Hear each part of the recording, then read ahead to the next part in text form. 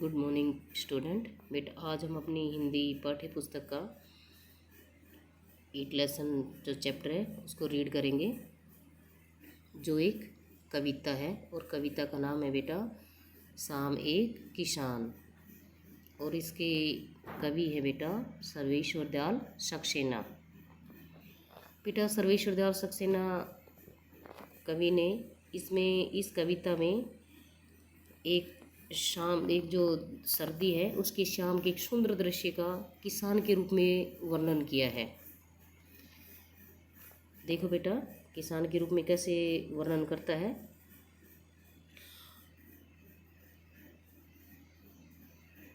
आकाश का साफा बांधकर सूरज की चिलम खींचता बैठा है पहाड़।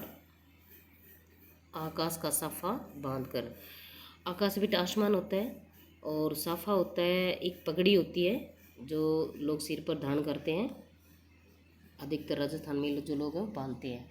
सूरज की चिलम खींचता बैठा है पहाड़। जो पहाड़ है बेटा उसको कवि ने एक किसान के रूप में माना है कि जो दूर बैठा पहाड़ है वह ऐसा प्रतीत हो रहा है कि उसने आसमान रूपी जो पगड़ी है वो बांध रखी है। ऐसा लग रहा है वो पहाड़ कि उसने मानो आसमान रूपी पगड़ी बांध रखी है और सूरज की चिलम खींचता, और अपने हाथों में सूरज रूपी चिलम होता है बेटा, एक मिट्टी का पात्र होता है जिसमें लोग धूम्रपान करते हैं, हुक्का बोल सकते हैं हम उसको।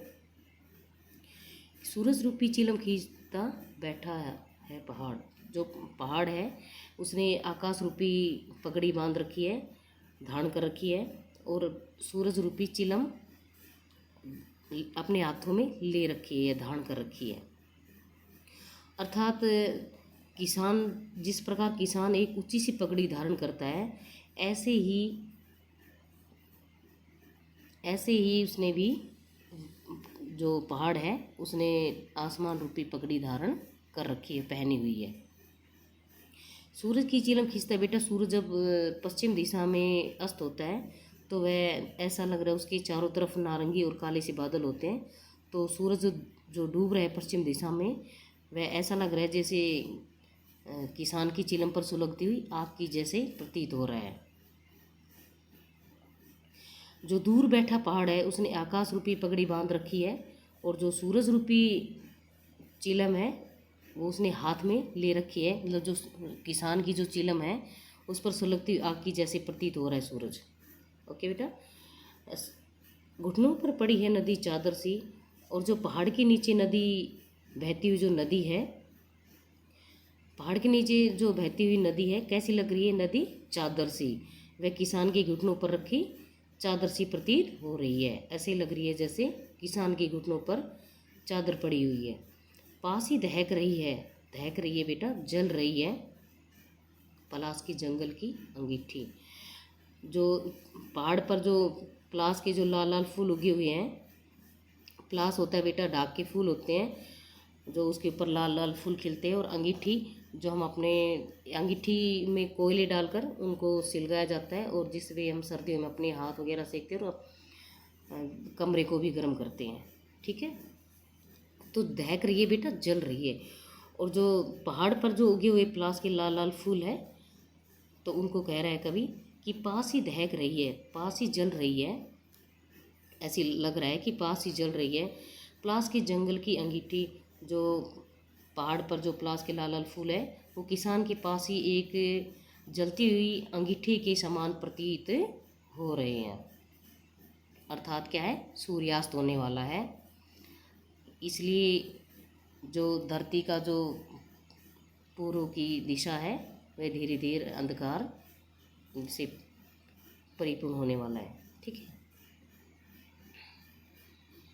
अंधकार दूर पूर्व में सिमटा बैठा है भेड़ों के गले सा। अंधकार दूर पूर्व दिशा में, जो पूर्व दिशा है बेटा उसमें कैसा लग रहा है,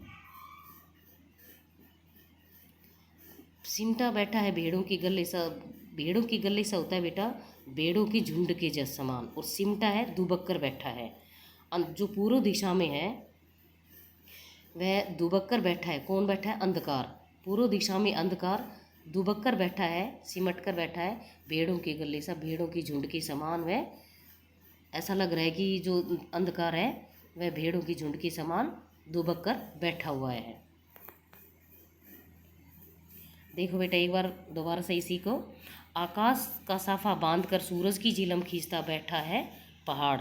किसान ने पहाड़ को एक किसान के रूप में बताया है, तो कह रहा है कि जो पहाड़ है उसने आकाश रूपी साफा पगड़ी बांध रखी है और सूरज की चिलम खींच रहा है। सूरज रूपी चिलम उसको उसने धारण कर रखी है, खींच रहा है उसको, और बैठा है जो पहाड़ है उसने, जिस प्रकार एक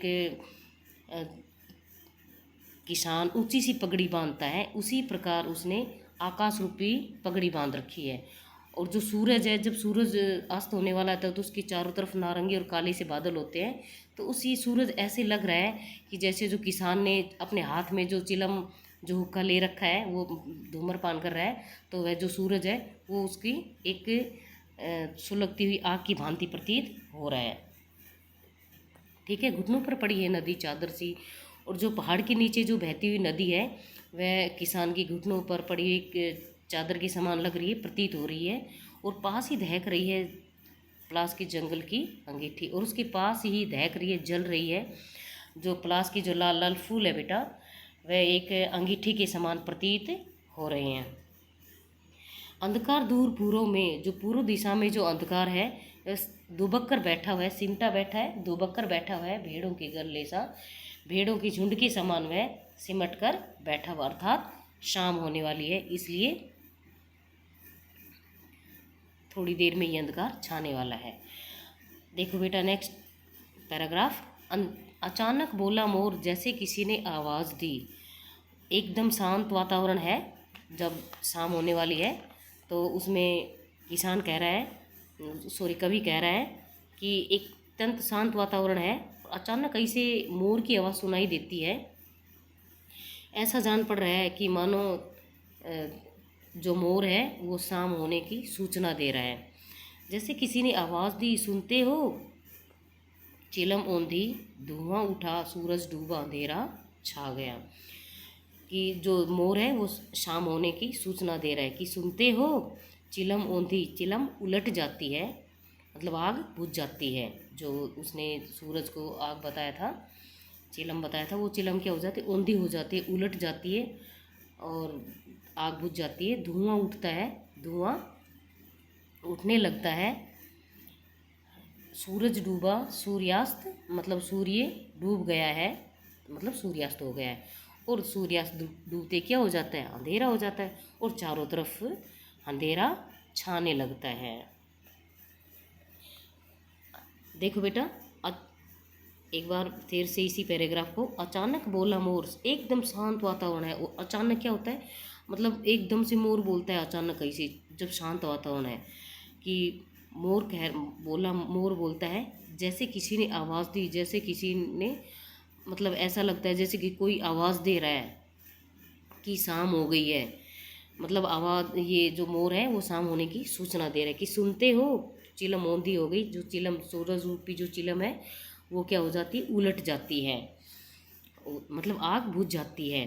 धुआं उठा, और धुआं उठता है, उठने लगता है। सूरज डूबा, सूर्य डूब जाता है, और सूर्य डूबते ही क्या हो जाता है, अंधेरा होता है और चारों ओर अंधेरा छाने लगता है।